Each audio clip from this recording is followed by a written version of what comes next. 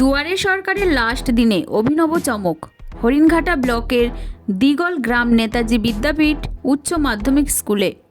উল্লেখ্য বিষয়, বিভিন্ন সরকারি সুযোগ সুবিধা মানুষ যাতে খুব সহজে পেতে পারে তার জন্য দুয়ারে সরকার কর্মসূচি গ্রহণ করেছিল রাজ্য সরকার। আর নবম ফেজে 24 তারিখ থেকে রাজ্যের অন্যান্য জায়গায় সাথে হরিণঘাটাতেও শুরু হয়েছিল দুয়ারে সরকার কর্মসূচি। আর তারই অঙ্গ হিসাবে আজ হরিণঘাটা দিগল গ্রাম নেতাজি বিদ্যাপীঠ উচ্চ মাধ্যমিক স্কুল প্রাঙ্গণে দুয়ারে সরকার কর্মসূচি অনুষ্ঠিত হলো। আর সেই দুয়ারে সরকার পরিদর্শনে গেলেন হরিণঘাটা সমষ্টি উন্নয়ন আধিকারিক মহাশ্বেতা বিশ্বাস। সাধারণ মানুষের সাথে কথা বললেন এবং তাদের কথাও শুনলেন। তাদের কী সমস্যা তাও নথিভুক্ত করলেন খাতায়।